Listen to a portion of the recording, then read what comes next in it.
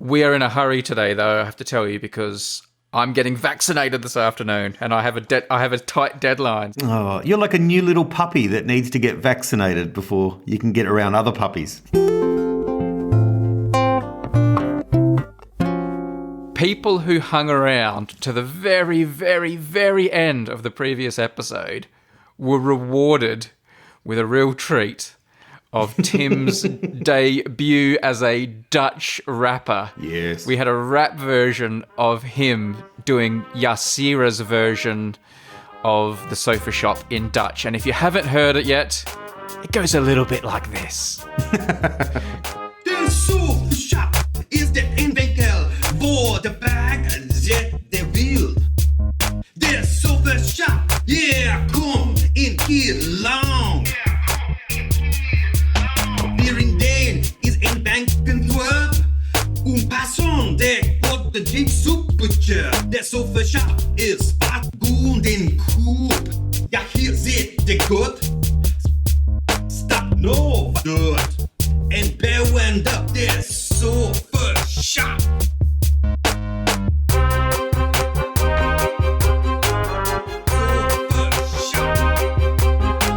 You're assuming that's my debut but you don't know what other secret recordings I may have made in the past that are yet to surface on the internet. Some of my early underground sort of stuff, pretty hardcore stuff. I'm pretty sure that's your I'm pretty sure that's your debut, judging from the quality of your Dutch. Now look, by the way, thanks to Alan Stewart for producing that for us, the maestro. Now we got pretty excited about this, and Tim, what I did was I contacted all of our Dutch Patreon supporters, all our Dutch stakeholders. I sent them all an email and said, tell me what you think. Write me a review. Mm-hmm. Like, how good is it? How's the Dutch? And I thought a couple of them might reply if I was lucky.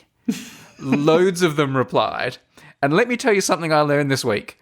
When you ask Dutch people to review Dutch rap, they don't hold back. And they don't keep it short either. So I'm not going to read all the replies because it would take quite a while. I will put some of them like on the Patreon or something if people want to read them in depth. I'm not going to read them all, but I will read snippets from them so you can get a feel for what people felt about your Dutch rapping. Are you ready for this? Well, yes. You don't sound ready. I emphasise again, these are just snippets from each review, and these people wrote lengthy reviews going into all sorts of detail about pronunciation and linguistics and the use of vowels in Dutch and all sorts. But were they that complimentary, were they? Oh, wow, they've really gone into detail in their praise. Complimentary is one word you could use. Right. I mean, Dan said, I really feel like we need to strip Tim of his right to associate himself with being Dutch after hearing this rap. Brackets, just joking, obviously. Mick said, for some reason, I also thought he was singing in African. Not that African's a language, but all right. Pascal said, this is amazing, LMAO. As for my review, obviously all the usual suspects are there. The way the G is pronounced and how he doesn't know what to do with the IJ vowel. The thing that actually threw me off the most was how weirdly French it sounds. Anyway, it's almost completely unintelligible, but if you read the lyrics along with it, it's great. 10 out of 10.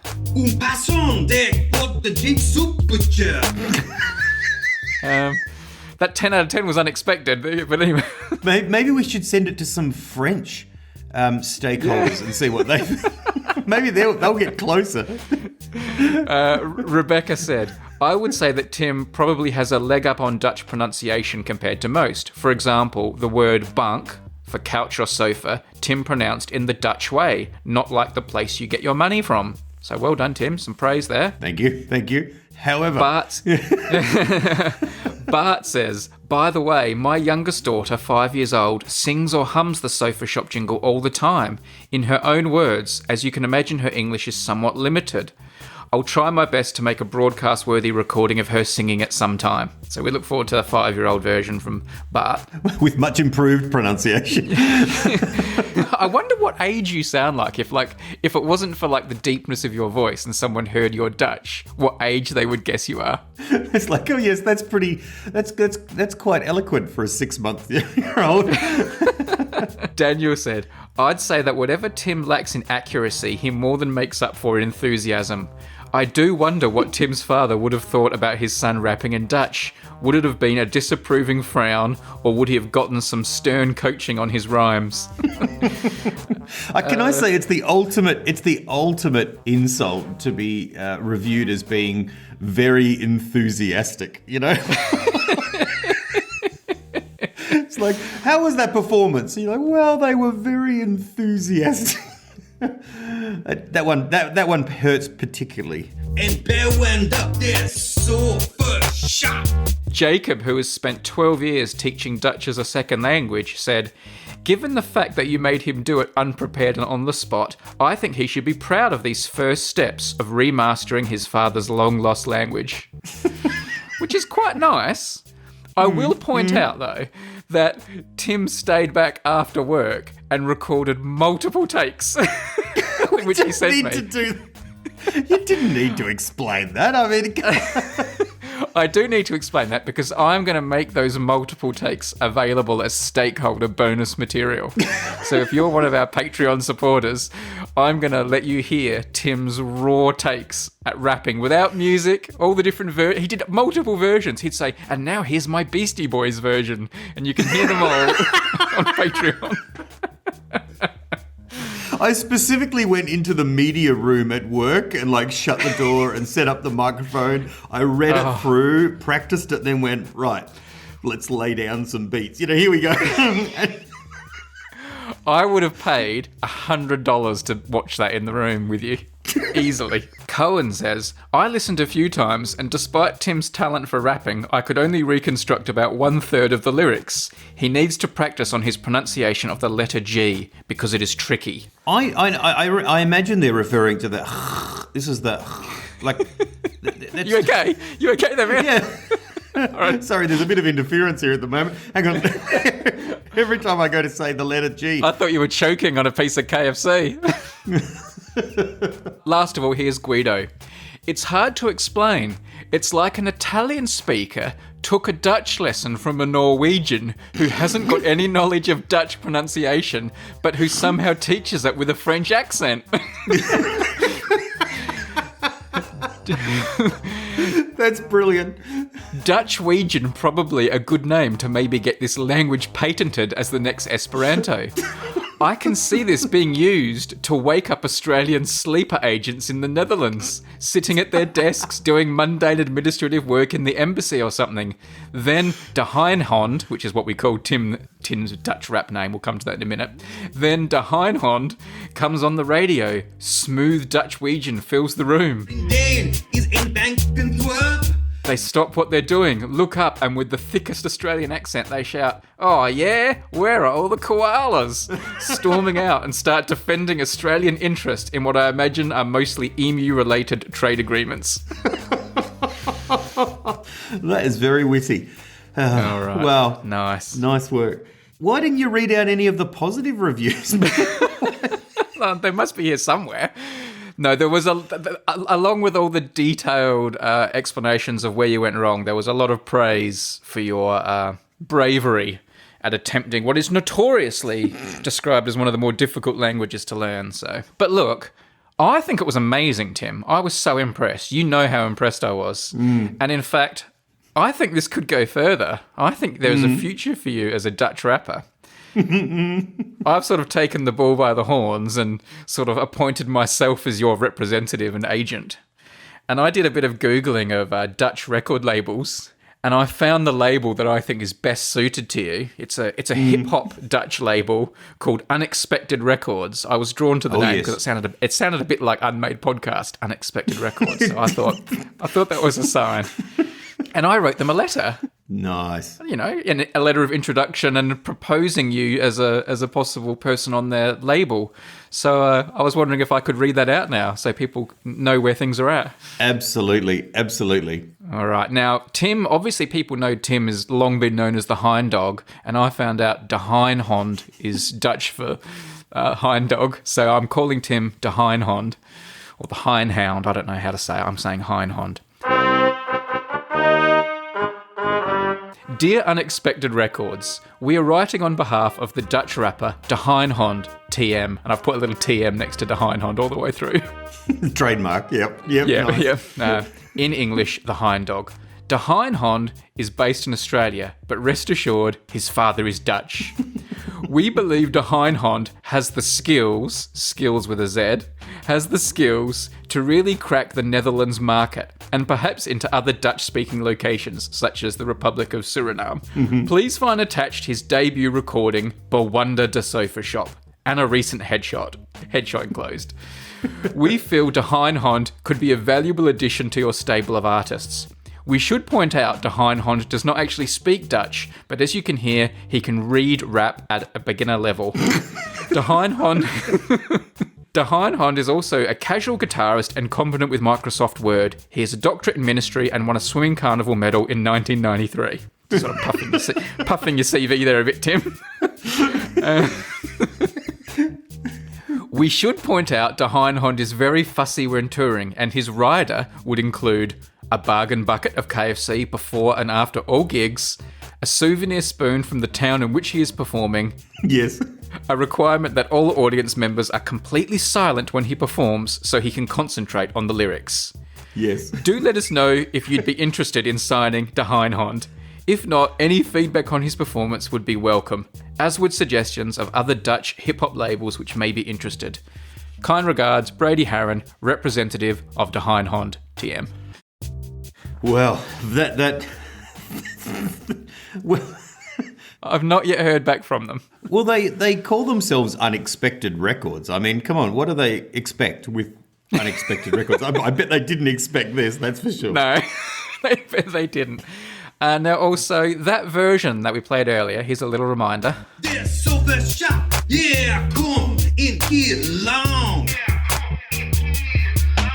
There is also a karaoke version available on the website. I will link to it, where it's just Alan's music and not Tim's lyrics. But I've put, along the bottom, I've put the lyrics in Dutch so you can sing along like a karaoke video. So if you want to make your own version of Bewonder de Sofa Shop in Dutch, you can send us a version if you like. Der Shop ist gut in Coop. Ja, hier seht ihr gut. As I mentioned, the raw recordings of Tim's will be available to patrons. But as an extra surprise, Alan the Maestro Stewart made a second version of the rap using a different one of Tim's recordings, a sort of different genre. And we thought we'd play that to you now as a bonus. So here is another version of Bewonder de Sofa Shop, translation by Yasira, sung by De Heinhond. De Sofa Shop is de ene winkel waar de bank de wil. De Sofa Shop, yeah, kom een keer langs. Voor in de arena is een bankentwerp. Ook passion, de koeken superscherp. De Sofa Shop is spatting goed. Ja, hier zit het goed. Stap nu wat de goed door.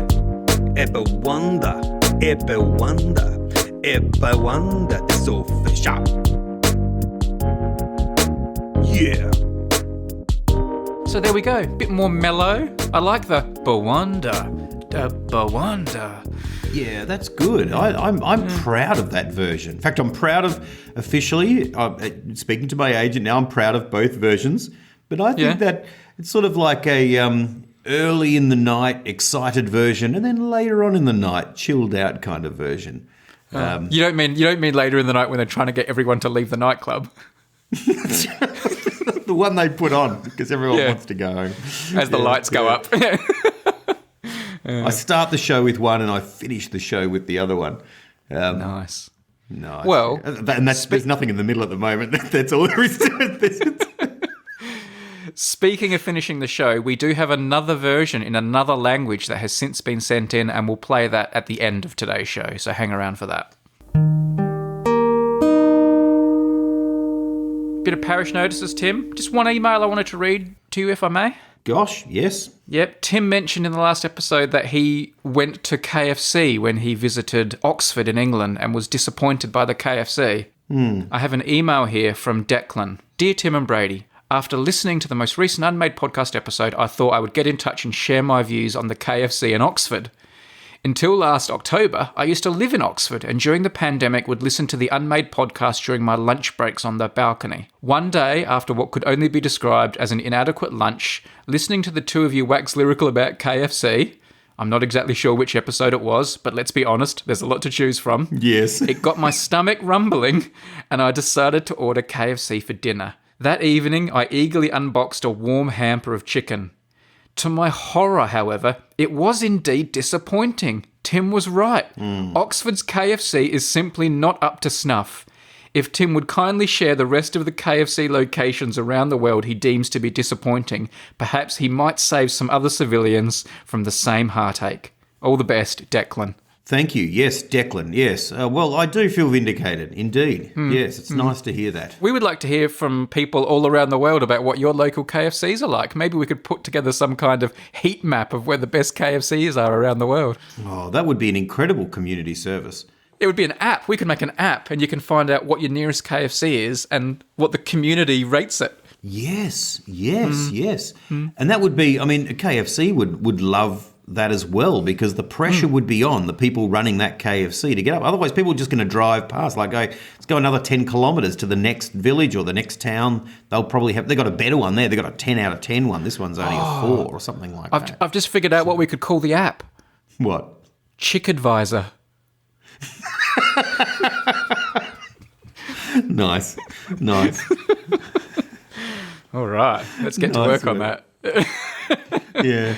Well, let's be honest. Let's make it more specific, getting right down to what it is. Skin Advisor. That's what we're interested in. That sounds even dodgier than Chick. That sounds dodgier than Chick Advisor.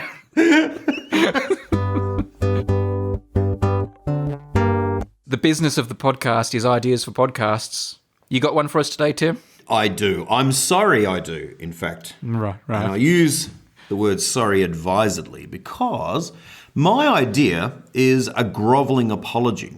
Literally, the idea for my podcast this week is people coming on an episode of the podcast to offer a grovelling apology. In fact, you could call the podcast a grovelling apology. Nice. Where they list something in particular that they are profoundly sorry for. Yeah. And they apologise for it. This could go down the deep end of the ocean, and it also could be quite light. You know what I mean? There could be just little moments and things. There could be multiple episodes of it for each one of us, for our partners, as necessary. Multiple episodes a day, perhaps. But yes. No, I think this is a good idea. And this is a sort of idea that could pick up currency, that actually could be the place where people come.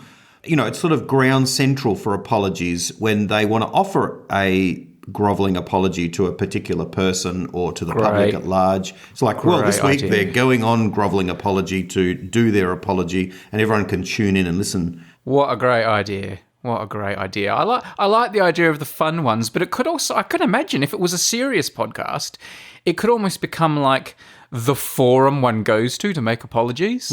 Like it could become like, you know, where your Prince Andrews of the world come to make their apologies, or your, you know, you could get the Pope on, or all sorts of stuff. Like, you know, it could be this fantastic Lance Armstrong. Yeah, that's right. Yeah, it could become like this kind of Oprah type apology forum, or it could just be jokey ones. I could see that working too. Have you got something you'd like to apologise for today, Tim? Yeah, I do actually. Yeah. All right. I have a grovelling apology. This, I have to say, this goes back 20 years actually. The thing for which I'm going to apologise. 20 years ago, I was living in Melbourne and I made a move that was a little bit motivated actually by yourself from years beforehand. I shaved my head, right? And I don't remember this. that's not the thing I'm apologising for. All right. I look pretty good. All right? All right, I'm just saying. You're just bragging at the moment. Can I... Well, perhaps that's apology number one. All right. Okay, you shaved your head. I shaved my head, and in part, I remember having the confidence to do this because I remember some, I don't know, 5 or 6 years beforehand, us driving along in the Renault one day, and you saying to me, you should shave your head. You have the kind of head that would look okay, like shave it. And I said, no, I'm not going to shave my head. You're like, oh, well, I think you could pull it off. And I thought you were crazy at the time. But jump forward 5 or 6 years, I'm living in sort of inner city Melbourne, and I'm working in a ministry, and with, young kids around the place, and post-release people in community work and all that. And I'm feeling pretty gritty and hardcore and everything. So I shaved my head, and I hated it. Just to be more gritty. I was feeling gritty that day. Gritty. I don't know. It just kind of suited. I didn't want to be doing my hair all the time. I just was like, I'm going to shave my head. Now's the time to do it. So I did. And I was I had a goatee and I had an earring, and I thought I looked pretty tough. Yeah. Let's be honest. I look pretty good. But, just between you and me, as my agent, I'm telling you, I look great. All right. That's the picture we should have sent to Unexpected Records for your Heinhond promotional pic. That's right. Yeah. All right. But anyway, what looked good, sort of hanging around the sort of inner city streets of, Collingwood in Melbourne, didn't look quite as good in a tuxedo for my friend's Matt and Esther's wedding. Oh, so no. Yeah. And to make it worse, I distinctly remember a few months out from the wedding talking to Matt on the phone and saying, look, is there any way you'd like my hair to be? And he says, no, you are as you are. This is me as him inviting me to be a groomsman in his wedding, right? Yeah. And he goes, look, if anything, just have your hair like you used to have it, sort of scruffy and, just normal, whatever. Yeah. But for some reason I didn't do that. I didn't grow it out. I didn't do anything deliberate. I just kept living life normally. And I turned up and I was in their wedding as a groomsman with a nice tuxedo in a lovely, lush Adelaide, wedding. Yeah. Looking like an idiot. Like, look, just... So you weren't shaved. It was just partway grown out at that point. No, it was still shaved, but it just looked awful. And look, and so I just want to say, Matt and Esther, I'm so sorry. Like, I'm just I'm so sorry because it's only really a few years afterwards when I was sort of at their house and looking at some wedding photos that I was sort of struck by the goose to the side in the tuxedo going, oh no. Dear. Oh, what did you do? Who's that gritty groomsman? That's right. It's like, that's a Dutch rap artist we had performing at the reception. It's like he did the first dance song. Bewonder. Bewonder the sofa shop. And at the end of the night, the slow dance, the first dance of the couple, it's the chilled out version of Bewonder the sofa shop. Yeah, but I was looking at it going, I regret it. And and these are good friends, and I go to their house and stuff. And let me tell you, there are no group shots of the wedding up on the wall. No. All right. So here on a groveling apology, the first episode, I simply want to say, guys, I'm sorry. I'm so sorry. And all right. And there you have it. Man, what about you? Do you have something? The first thing that springs to mind is something I've already apologised for on another podcast, but it's the first thing that comes into my mind, and I still feel bad about it, so I'm willing to apologise for it again, because I don't know if you know about this, but an event that we organised for the Hello Internet podcast was we showed Star Wars. We had a public showing of Star Wars that David Prowse came to, who played Darth Vader. Oh, right, yeah. And we sold tickets for it, and it was raising money for charity. And it was a really lovely day. And David Prowse came in and sat like in the centre of the audience with us. There must have been about 30 of us or so. And then we played it in this kind of little small meeting room that was darkened and decorated with Star Wars stuff. And I was in charge of getting Star Wars and giving it to the zoo staff to play up on the projector. And I made sure I downloaded the so-called despecialized edition, which is like as close to the original as you can get on the internet, with all George Lucas's fiddling taken out. Yeah. But what I didn't realize was on my computer, I had also downloaded the very, very ruined version of Star Wars, like the latest one where he just poured all the different crappy effects in it to ruin it. Yeah. And because I just had downloaded that another day because I needed a little clip of Star Wars or something. And when I put Star Wars onto my USB key, I accidentally put that version on and didn't realise. And about 5 minutes into the film, when the first stupid animals and stuff start appearing and we realised it was the wrong edition, I realised this was this special showing of Star Wars that I'd arranged. And I was showing like what no true Star Wars fan would show. And my blood just ran cold. It was like, you know when you make a terrible, terrible mistake, and you realise you've made it and you can't fix it, and it's just this, it was such a terrible feeling. And every time I think about it, I'm just filled with shame and embarrassment about doing it. And David Prowse died recently, and it was like, it just reminded me of what I'd done and that I never got to apologise to him, and it just like immortalised my mistake. I still wish I could go back in time and fix that. It was like, it was apparently Gray told me, my co-host on Hello Internet, like, because he's a big Star Wars fan too, that first moment when the wrong effect came up on screen, he had to leave the room. I think he pretended he went to the toilet, and he had to just go out the room and just rest and take some deep breaths for a moment because he was so mortified by it too. And it wasn't even his mistake. Oh no! So was your feeling of in front of these people was like, I've showed, it's going to appear to these people like I really love the special effects, or it was just maybe, or it made me look stupid, and it was just embarrassment. It's like if you were having like a Beatles fan convention and you went and played the Beach Boys by mistake or something. Like it was it was terrible. I'm still so sorry about it. Makes me feel terrible. Well, anyway.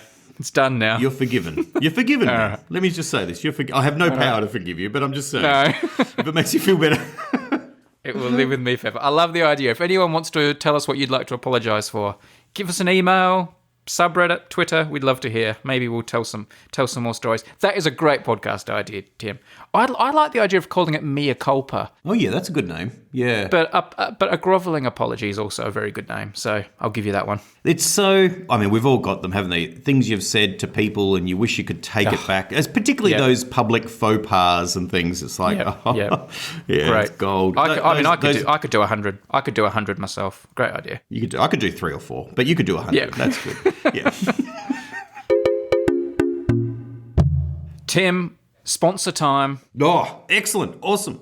This is what I've been looking forward to all day. Once again, we get to strut our stuff as clothes horses for the men's apparel company, Musk Ox. Oh, yes. We love it. Oh, the weather is getting better at the moment, by the way, at least in my hemisphere. So this is a great chance to be more of an outdoorsman and maybe get your Musk Ox on. Musk Ox is a men's outdoor apparel company that creates high-quality, functional outdoor clothing to support you on your adventures. The thing I love about Musk Ox is it's really good for just like around the house or at work. It's kind of just smart, casual enough to work in almost any environment, but you can then seamlessly transition to, walking up a mountain or going mountain biking or something like that. It's this clothes is in this perfect middle ground. It's just the sort of stuff I love to wear. It's so funny you say that because I was going to say that the weather is just turning. The seasons are just turning colder in the southern hemisphere here in Adelaide, and it's the perfect time to get some Musk Ox because it's so cozy and warm and comfy and stuff. It's always a perfect time for Musk Ox. By the way, Musk Ox is named after the legendary beast, the musk ox, noted for its thick coat and the strong odour emitted by males during the seasonal rut. This musky odour has the effect of attracting females during the mating season. Do you emit a strong odour during your seasonal rut, Tim? Oh, yes. Don't you know it? My personal recommendation, what I've been wearing, is my quick dry quarter zip. I happen to have it in Lake Blue, although I was looking at the website earlier and I'm thinking of getting the exact same thing in maybe black, navy or grey or all three if you're listening, muskox. But I definitely want to get a second one. And I haven't got one yet, but I've also been eyeing up their panoramic t-shirt and their muskox diamond t-shirt, which I also think just catch my eye. What have you been wearing, Tim? I've forgotten what it's called. It's that one, that really comfy one. It's got the zip, and it's got, you put your thumbs through. You know, it's... That could be all of them. That could be any of them. It's black. It's black. Well, there you go. You've got it from Tim there. It's awesome. That's the kind of quality promotional work that muskox are paying us for. What's it called? Hang on, I'll look it up. Can I just say, well, a couple of things. One is, firstly, I do love this top, and I've been wearing it because it's got colder. I've been actually wearing it like at home and around the home and going out to walk the dog and just being at home and stuff. Yeah, I absolutely love it. It's so comfy. I mentioned it at dinner. It came up at dinner tonight, and my wife said, "I want one of those."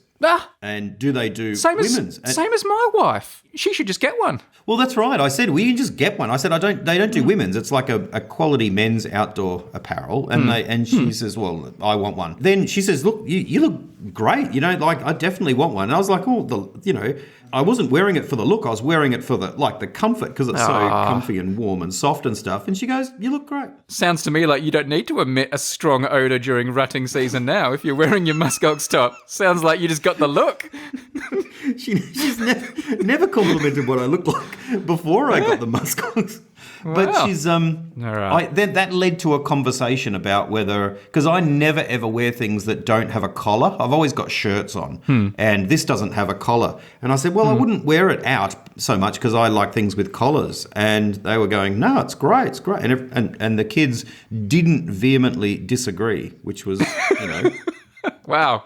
Glowing endorsement. Muskox is a company with a heart too. For every $100 purchase, $10 is donated to wildlife conservation via the Alaska Wildlife Conservation Center. And Muskox also have a heart for you because you can get 15% off an order with them.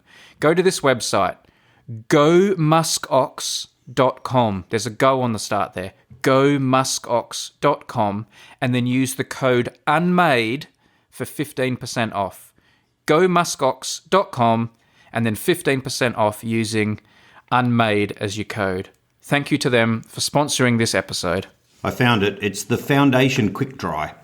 That's the one Right. I've got. I've got the black one. Is that the same one as that you've got? No, I think mine's different. Although I looked at the foundation and thought, oh, that looks good too. So It is good. Yeah. It is good. Yep. all right. Yeah. I mean, it looks good on me. I don't know how it'll look on you. All right, it's time for Spoon of the Week. Well, Brady, today's spoon is really quite interesting because I've chosen it because it's cute. Ah, And I've not said that about any other spoon before now. yeah. Can a spoon be cute? I hear you ask. Well, yes, it can. This spoon today is, in many ways, quite a conventional spoon. It's got a stem and, like a scoopy bit and all the rest. There's no information on the back. But the head, is it the head? What do we call that bit up the top? The top of the handle, where the sort of the enamel ornament part at the top there. Yes, yes. That's got a little bunny rabbit. And it's Yeah. so cute. It's got a beautiful green colour as well. Oh. And the words next to it are rabbit flat. Yeah. And I think this is like a good brand. Like, it looks like it could be a logo for something. Like muskox. That's right. That's right. I'm going to start a clothing brand called Rabbit Flat. I looked up where Rabbit Flat is because initially I thought and assumed it was near Kangaroo Flat, which is a suburb of the city of Bendigo, where you and I once spent a few days. Remember we went to Bendigo when you were researching one of your stories? Yeah. It's a lovely, like, goldfields kind of town in Yeah. the state of Victoria in Australia. Beautiful place. Yeah. Kangaroo Flat is also, can I just add, legendary because that's where Dustin Martin is from, who's a wonderful player with the Richmond Tigers. But that's not related to the spoon directly. Rabbit Flat, though, isn't near Kangaroo Flat. Rabbit Flat is actually in the middle of the Northern Territory. And it's quite an interesting place. It's pretty much just a roadhouse in the middle of nowhere, in the middle of the Northern Territory. So this is like in the middle of, you look at the map of Australia, the top half in the middle. And it was actually quite legendary for being the most isolated roadhouse in Australia, which is saying I'm looking at a map, and it really is in the middle of nowhere. Yeah. I was reading up, it used to be, it was basically just a roadhouse and just there, so people can get enough fuel to keep driving if they're driving all the way through. And you could camp there overnight. It used to be run by a couple, Bruce and Jackie, but they actually shut it down. So the roadhouse is actually gone. It closed down about 10 years ago. Oh, no. Again, though, it increases the value of the spoon. Well, that's right. Well, see, here where it says here, this is all from Wikipedia. I don't know how many roadhouses are on Wikipedia, but this one is. It says, after 41 years of service, the Ferrans decided to close the roadhouse to all services except weather reporting and the sale of souvenirs and preserved goods. Oh, right. So you can still get spoons. You can't get petrol, but you can get spoons. That's right. People are such fans of their spoons that they've decided, well, hang on, this is the going concern, not fuel. So it could be that if you were going for a drive in the middle of the Northern Territory and instead of going directly up from the Alice Springs to Darwin, you decided to divert off for about a day's drive, you could get to Rabbit Flat to buy a spoon. I say it'd be worth it for that cute little rabbit spoon. It is a cute little rabbit spoon. Yeah, I like it a lot. Nice. All right. So, nice spoon. I'm assuming your parents didn't go to Rabbit Flat. Someone else bought this for them. Yes, I do think it is. My half-sister lived in Darwin and did some driving, and I'm assuming they got it as a gift. For my parents. Makes sense. Yeah. Makes sense. Makes perfect sense. As always on Spoon of the Week, we have the giveaway section here of Spoon of the Week is expanding because we give away a spoon, an Unmade podcast spoon that we've had specially forged. And we're also going to give away some of our new Spoon of the Week collector cards. So we have lots of giveaways to do right now. It seems appropriate, Tim. Our randomness method should probably be rabbits. I'm going to release thousands of rabbits there into your office. You can hear them bouncing around at the moment. Oh, yes. Here we go. And I've written the names of all our Patreon supporters, our stakeholders, onto the rabbits. So if you want to grab one rabbit to start with, Tim, just grab one. Hang on, missed it. Hang on. No. Come here. Jeez, they're fast. Hang on. You really do overact this section, don't you? All right, got him. I've got him. All right. I got him. Right. There he is. And written on this rabbit is the winner of a spoon this week. We're going to be sending a spoon to Daeyoung in Massachusetts in the US. That's right. That's what it says. How did you know that? Yeah, I can read it. I can see it. I can see it on the webcam. Now, Tim, I need you to grab 10 more rabbits to decide who we're going to send some collector cards to. Oh, Can you gather 10 up in your arms there? Without overacting it? Now they're jumping into my arms. Hang on, here we go. Yeah, it's good. Lovely, All right. Yeah, there's a sec. Here we go. Hang on. That's All right. Get him in. Get him in there. All right. Here we go. Okay. And here are the 10 winners of Spoon of the Week collector cards. Clemens from Switzerland, Nick from Belgium, Patrick from the Netherlands, Brenton from Canada, Amanda from California, Arundel from England, Lewis also from England, and a third rabbit in a row from England. We have Syed also from England, SH from SH in Australia, and Victoria from Ontario in Canada. You will have a handful of Spoon of the Week collector cards coming your way. And stay tuned for more news about these collector cards because it's a bit of a big deal. Nice. You can let those rabbits go now, Tim. All right, here we go. There we go. There you go. Back to your Warrens. Tim, we have another sponsor. Storyblocks are back.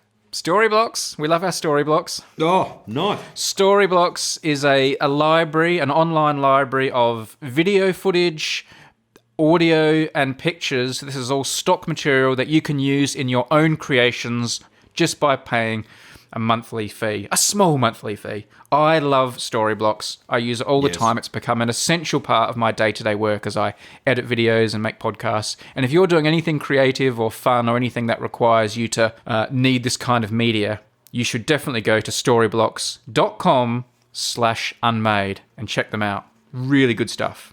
Now, Tim, I love coming up with creative ways to showcase Storyblocks material. You do. We've been doing a lot of quizzes lately, a lot of quizzes. I thought I'd give you a rest from the quizzes this time, but I've put together 8 little pieces of stock material, all taken from Storyblocks, and each one of them features a model or actor or whatever you want to call the person wearing glasses, spectacles. I always consider you to be a bit of a connoisseur of spectacles. Yes. And I thought maybe you could run through these 8. I've given each one a letter. If you go through A to H, just quickly, tell us, this is Storyblocks stock material. Each one has someone wearing glasses. Give us a quick rundown of what you think of these glasses. A. Ooh, a bit of a pretentious pose. Glasses a bit too round and a bit too big, actually, to be that round. B. Ooh, nice plastic. Oh, C, I like these. I love some old man plastic glasses. They're not. Nah. D, no, not having that. All glass and steel. E, yeah, no, I'm not big. They're very thin. I don't think he really needs glasses if they're that thin. Now this plastic see-through one, I'm worried about them. Tom Hanks I saw wears them, and I'm a little bit concerned. These are nice. I like that colour. That's nice. And then H, these are perfect. These are like big adult Harry Potters. Round plastic. Ooh, very nice. All right. Which was the best one? You liked the last ones, did you? H, the thick Harry Potters. Ooh, the big thick Harry Potters. Yes, nice. Yeah. What was wrong with F, the clear Tom Hankses? Yeah, I've seen a bit of them around and I don't understand them. It's like people don't want to be seen wearing glasses. They're is it translucent? Is that what you call it? Transparent? Transparent. Don't be dissing Tom Hanks. Don't be dissing Tom Hanks. No, this is what I'm saying. It was very confusing to see him with them. I was wondering whether they've been forced upon him or something like that. They did suit him, but that's because it's kind of Tom Hanks. It's awesome. The man can do anything. That's right. It was just like on the news or something I saw him with them and I went, oh, that's interesting. I'll have to follow that up. But I've seen people with these around the place and I'm not convinced by them at all.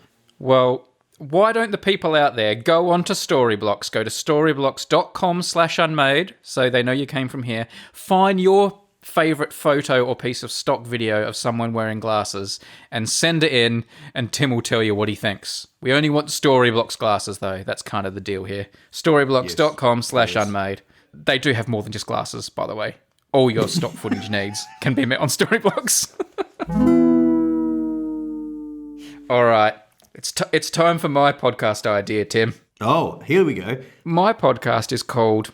I haven't got a great name for it yet, actually. I've been tossing up a few different names, but for now, let's call it The Presents Podcast. And this is a podcast all about gifts and presents, where you can reflect on and think about gifts you've received for your birthdays or Christmas or anniversaries over time, and just talk about your favourites, because I think everyone has been given a present at some point that's like memorable or touched them in some way or horrified them in some way. We all have present stories. And I like the idea of a podcast where people can talk about some of their all-time favourite gift receiving or gift giving moments. Wow. Can you remember any classic presents you've received, Tim? Oh, yes, I can. Yeah? What's your favourite?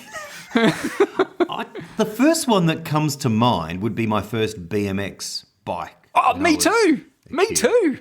Yes. Yeah. Wait, tell me about your first BMX. How did you get it? I remember walking out on Christmas morning to the back room where, our tree was and stuff, like the family sort of room. And suddenly there it was. And because it was a bike and it's inside, it makes a real statement, There it is just next to the sofa. Yeah. And it's wow, it really does feel magical. Like Santa must have just made it appear there because it's like, otherwise, how is there a bike in the house? Inside, like, how could that possibly happen? Yeah. Like when a bird flies into the classroom at school. What? What's going on? Yeah.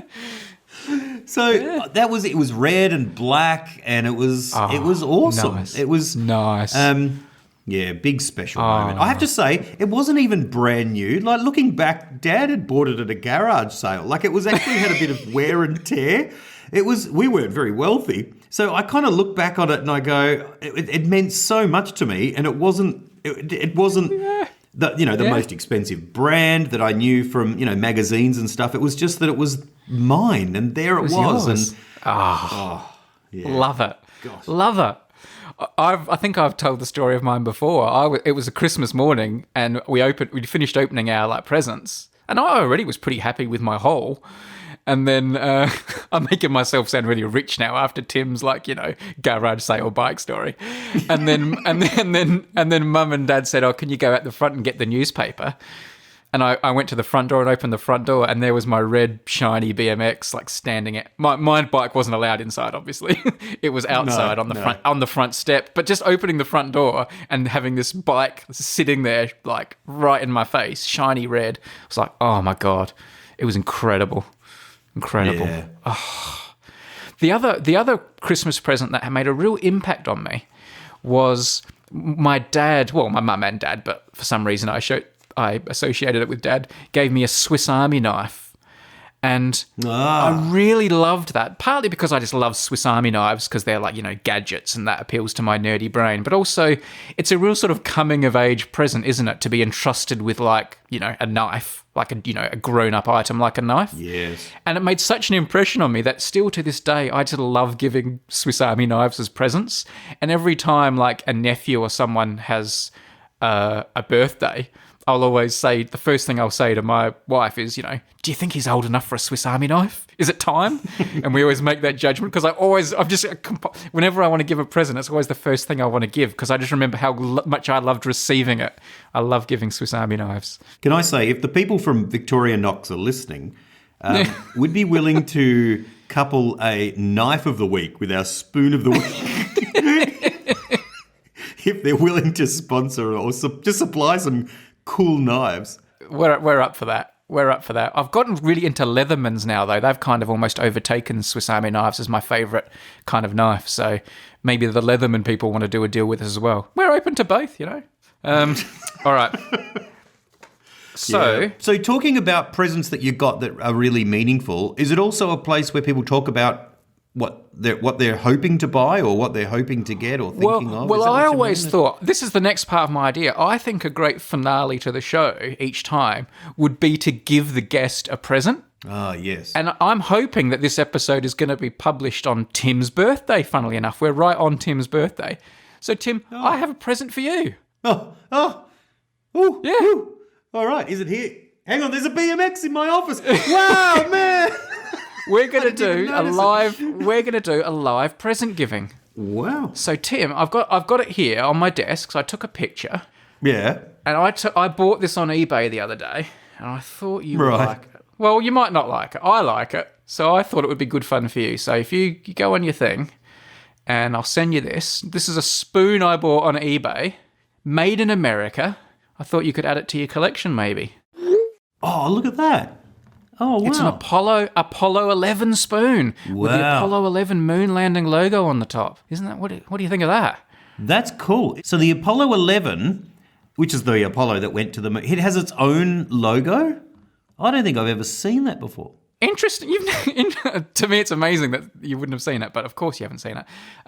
The logo, it has an eagle holding like an olive branch in its talons coming down to land on the moon. And the logo, interestingly enough, was actually drawn and designed by one of the Apollo 11 crew, Mike Collins. But funnily enough, the astronaut who didn't land on the moon. But yeah, so do you like that spoon? I do. I like that a lot. All right. Well, you've got to make a decision now because I've got another present for you here. Do you want to stick with that? Or twist? Would you rather a different present? Because that was a joke. I know you couldn't give two tosses about the moon landing. I would love at least one spoon in the collection to be from somewhere really cool, rather than Rabbit Flat and Foster and Lakes Entrance. Look, let's be honest, Tim. I'm not willing to give you this Apollo 11 spoon because I love it so much. So you're going to have to take the other present. All right. Is it okay? So the money or the box? All right. I'll go. Well, the box or the other box. Can I just before we go on? Can I just say I think it's amazing that the moon has come up with its own souvenir spoons already. I mean, we've only been there since 1969.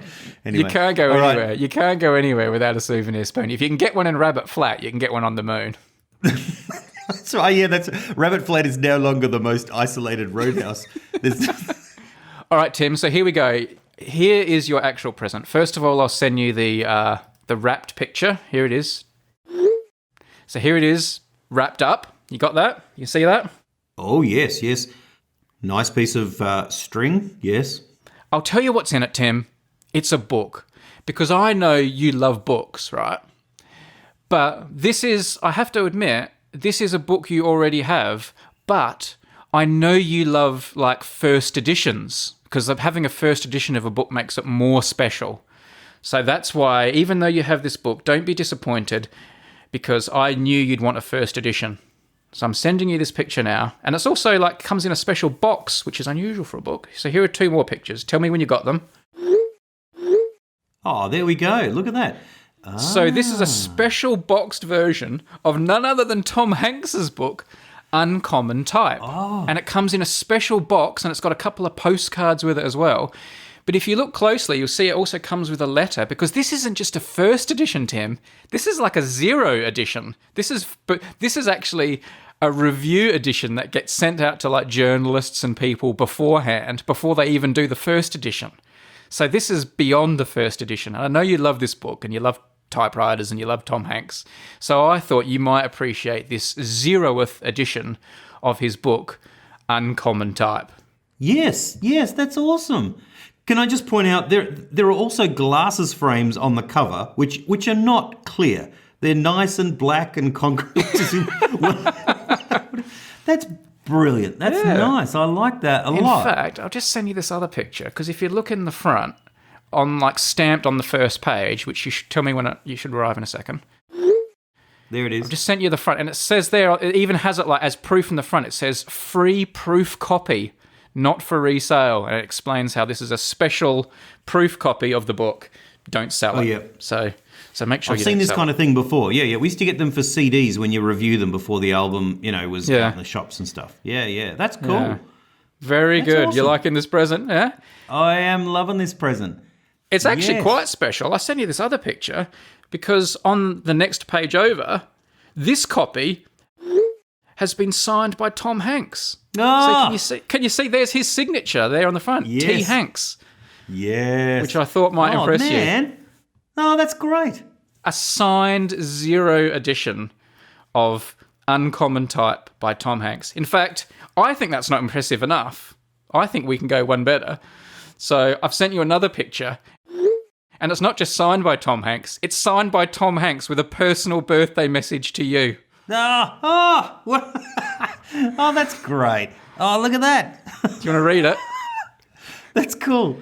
To Tim, happy birthday. You made it to 2021. How? ? Tom Hanks. Oh, that's brilliant. Oh, that's fantastic, man. Lovely. There you go. Well, that's Now- fantastic. Now I'm taking a fair bit of credit here.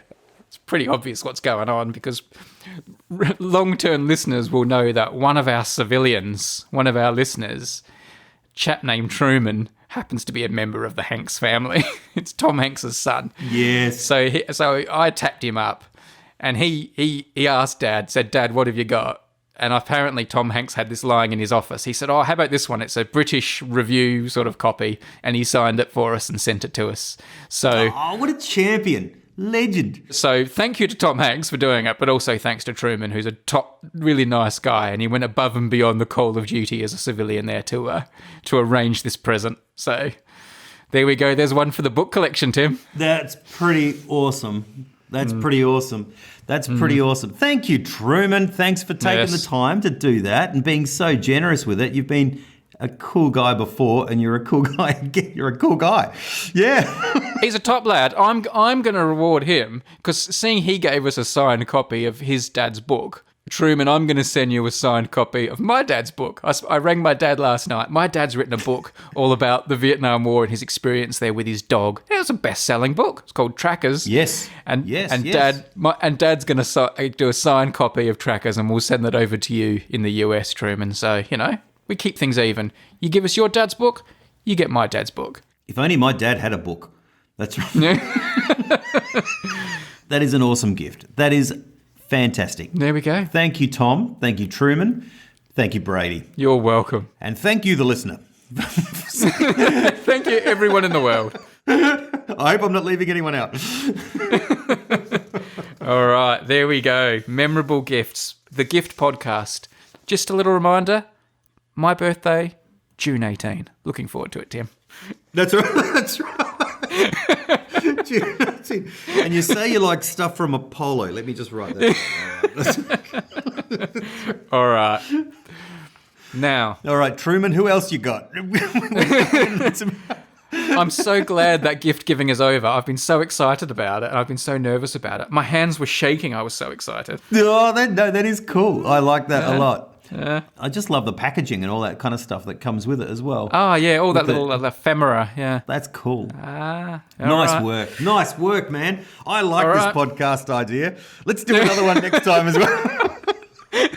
This is one we should make, man. We should definitely do this. Just a present for Tim every week. I'll tell you what, I wouldn't have any problems getting you to turn up on time then, would I? No, that's right. Here we go. All right. Look, I've been thinking about the choice. I've made my decision. As much I do like the spoon. I'm not saying I don't like the spoon, man. I've decided to go with the book. I'll have the book. Truman sent it to me from America so that I could spring my surprise. I will now put it in the post, and it will make its way to your collection. Where are you going to put it? I'm worried you're not going to take good enough care of it. Oh no, I take care. I'll take care of it. Yeah. I've actually got a bunch of cool stuff that I'd like to display to some degree. I don't know about this. I'll take good care of it, but I'm thinking glass case, preferably filled with an inert gas. like temperature controlled, like a wine fridge or something. Yeah, full of argon, so there can be no chemical reactions. Somewhere near the spoons or some sort of special collection there. Oh, hopefully that'll make sure you don't lose any more spoons. I'm so worried about you losing spoons. I cannot tell you. It keeps me awake at night. They're all around here somewhere. If they all find their way to the cutlery drawer. I love that you brought up Tom Hanks during our Storyblocks ad as well. It couldn't have been more perfect. You just played into it, that he's like the patron saint of the podcast. Oh, legend. Yes. Absolute legend. All right. Now, I promised we would end the show with another Sofa Shop cover in a foreign language. Obviously, people have been inspired by our Dutch versions. And here is a message that comes from Yanis in Greece. Hey, Brady and Tim. While listening to the Sofa Shop reunion episode, I picked up my guitar and fiddled along with Tim and Quentin. An hour later, I present to you the Greek translation of the Sofa Shop jingle. My music production experience is not too great, and my guitar skills couldn't compare to the Heindogs, so apologies in advance. Thank you both for making civilian household chores easier. Regards, Yanis. Now, before we play it, I won't read the lyrics in Greek because he wrote them down in Greek, and I couldn't read them even if I wanted to. But here is the translation back to English. It says, "The sofa shop you will need. On the sofa, sit down, you two. We made you a sofa, fabric and curtains match. In the sofa shop, you will not get spent," which in Greek means you will not waste your money. Yeah. "Do not move before you see the sofa shop." So here it is now in Greek by Yanis, the Sofa Shop. Του κάναπε το μαγαζί θα χρειαστείς. Στο κάναπε κάτσε κι εσύ. Σου φτιάξαμε ένα κάναπε. Υφάσμα και κουρτίνες ταιριάξες. Του κάναπε το μαγαζί δεν θα ξοδευτείς. Μην κουνηθείς πριν δεις του κάναπε το μαγαζί.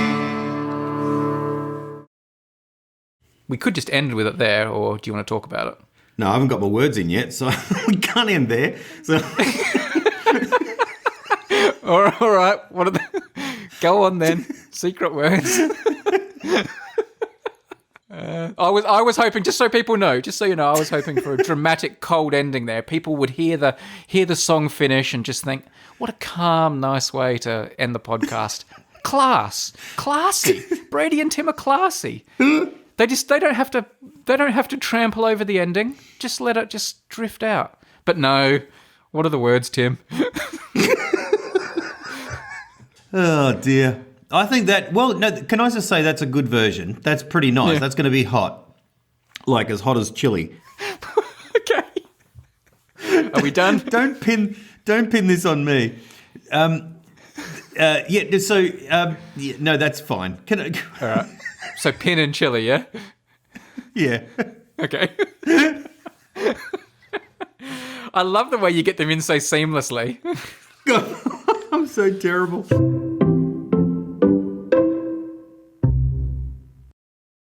And I thought maybe you could run through these 8. I've given each one a letter. Okay, person number 1 holding... No, A, man. A, sorry.